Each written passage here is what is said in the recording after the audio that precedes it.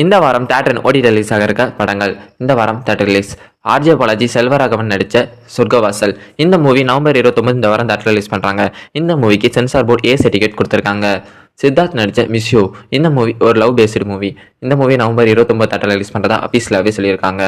அந்த நாள் இந்த மூவி நவம்பர் 29 தேட்டர் ரிலீஸ் பண்ணுறாங்க.